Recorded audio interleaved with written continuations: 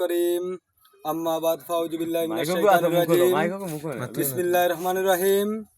প্রিয় দেশবাসী, আপনারা জানেন আমি দুঃখাক্রান্ত মন নিয়ে এই মুহূর্তে অবস্থান হয়েছি। বাংলাদেশ আওয়ামী লীগের পক্ষে এই মুহূর্তে অবস্থান হয়েছি। আমাকে বারবার মৃত্যুর ভয় দেখাচ্ছে মাননীয় প্রধানমন্ত্রী, আমাকে বারবার আক্রমণ করছে ওই সুদকুর ইউনূস। সে বুঝতে পারে নাই মাননীয় প্রধানমন্ত্রী, আমি যদি ঢাকা শহর যদি আসি তাহলে তার অবস্থা থাকবে না। মাননীয় প্রধানমন্ত্রী ওইটাতে কেসবো শুয়োরের বাচ্চা যদি বাংলাদেশ থেকে নাই যায়।